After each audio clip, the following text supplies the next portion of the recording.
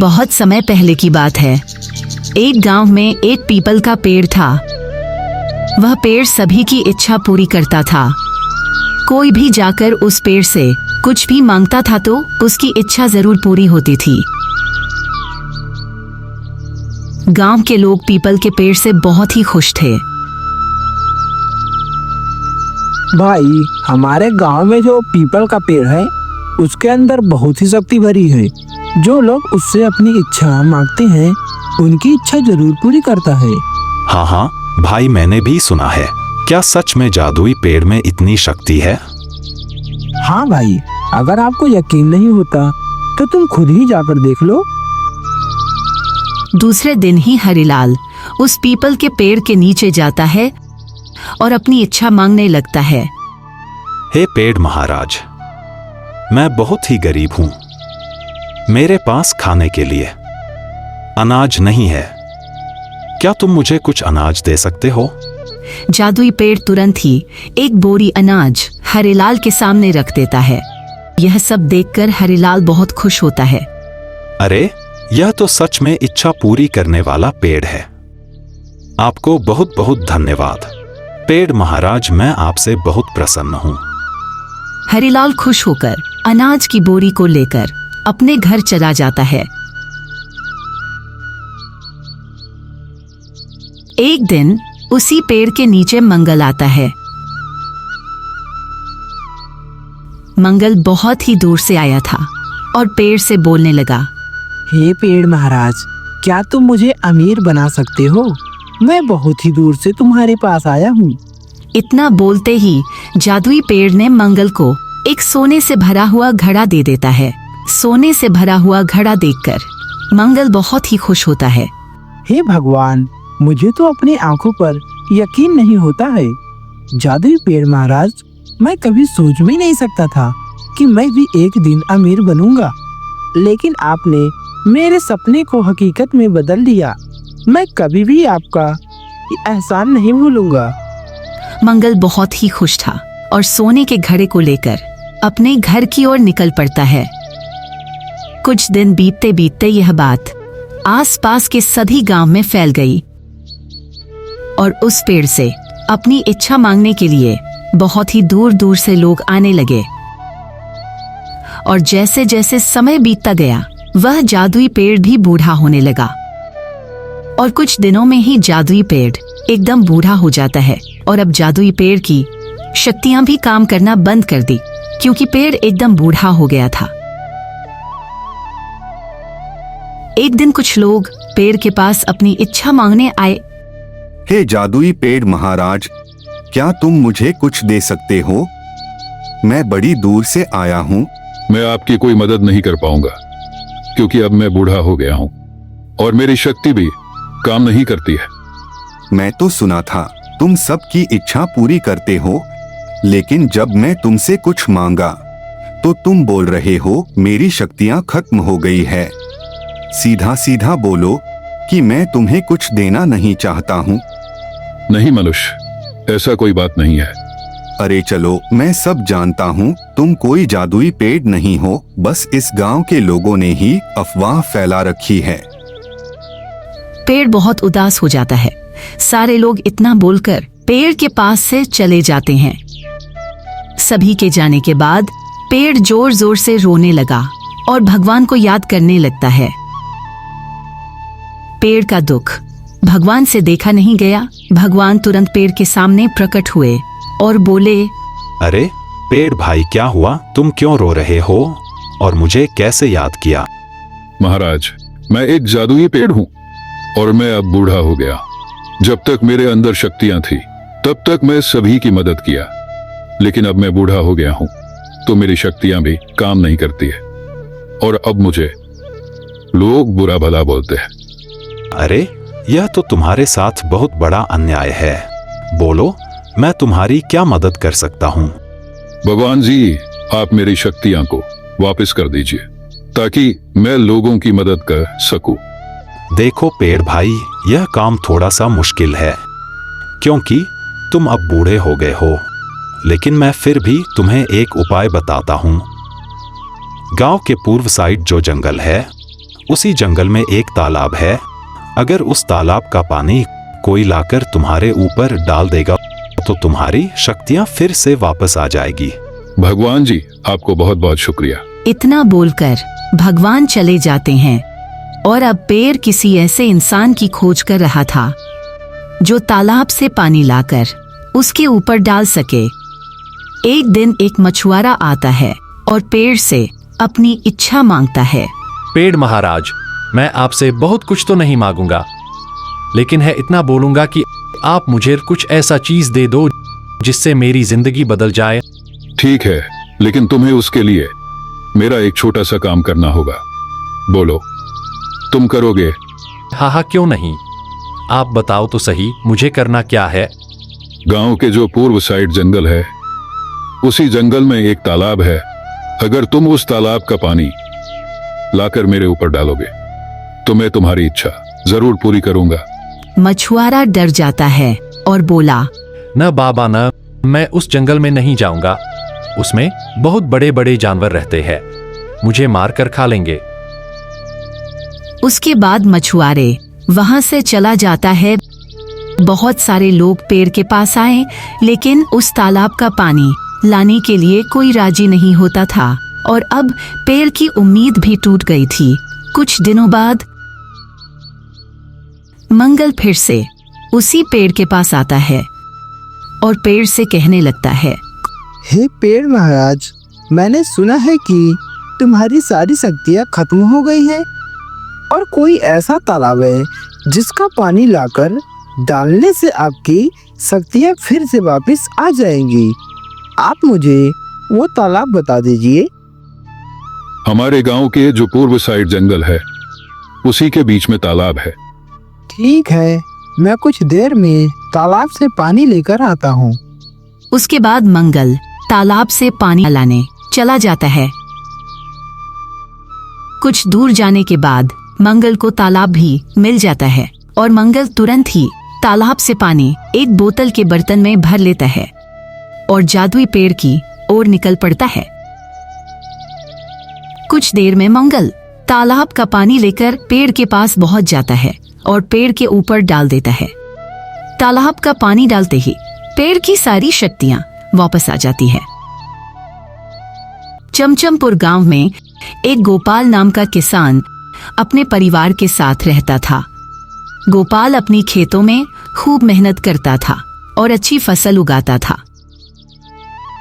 गोपाल का एक दोस्त शंकर भी था जो गोपाल से बहुत ज्यादा नफरत करता था। यह गोपाल अपने खेतों में ऐसा क्या करता है जो इसकी इतनी अच्छी फसल तैयार होती है? मुझे इस बात का पता लगाना होगा। शंकर इस बात को पता करने के लिए गोपाल के पास जाता है। अरे भाई गोपाल, तुम अपनी खेतों में ऐसा क्या करते हो जो तुम्हारी इतनी अच्छी फसल तैयार होती है?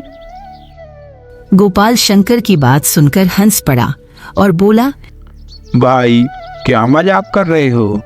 वरना मैं गरीब इंसान मेहनत के अलावा और क्या डाल सकता हूँ अपने खेतों में?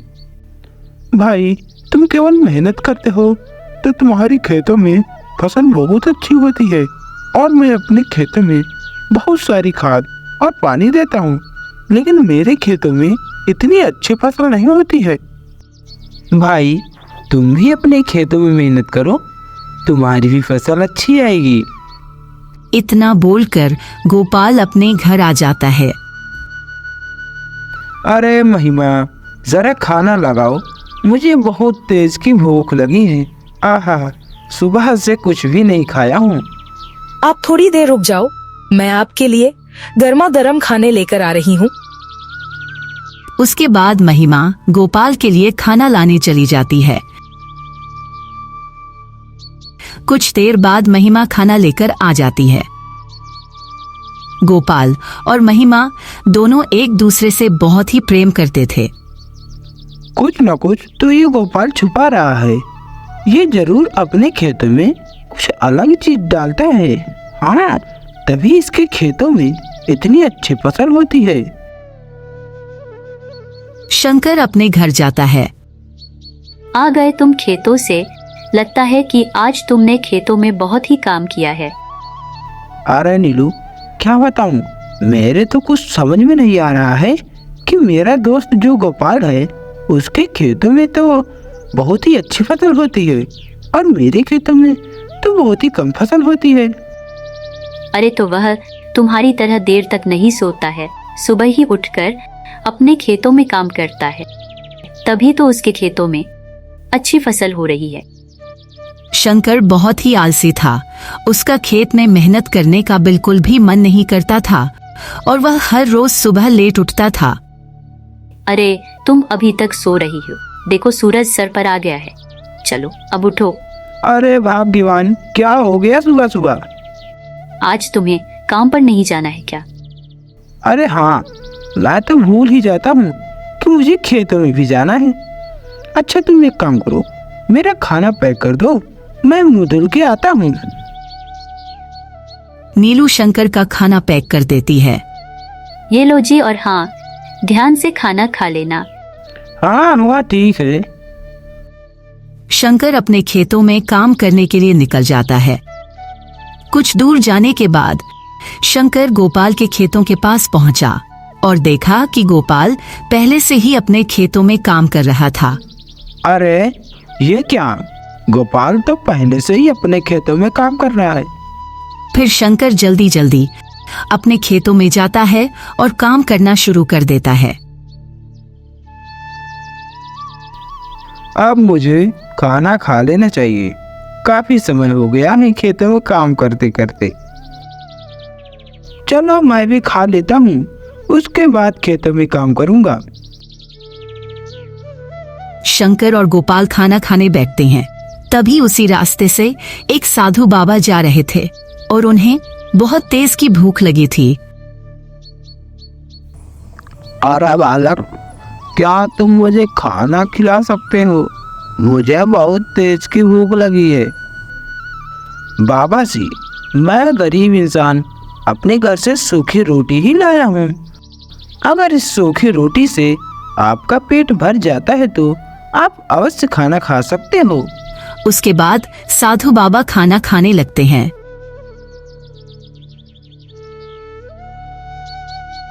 शंकर मन ही मन खुश था कि उसे अपना खाना नहीं देना पड़ा। लेकिन बालक, अब तुम क्या खाओगे? तुम्हारा भोजन तो मैं खा ले रहा हूँ। नहीं नहीं बाबा जी, ऐसा कोई बात नहीं है, मेरा घर पास में ही है, अभी जाकर खा लूंगा।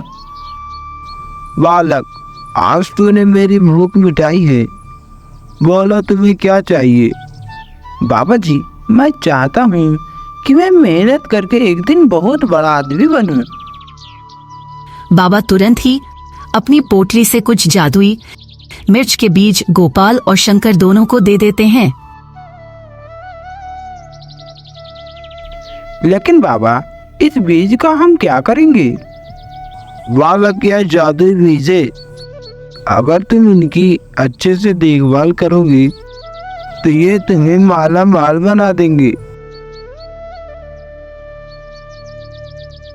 इतना बोलकर साधु बाबा वहां से चले जाते हैं।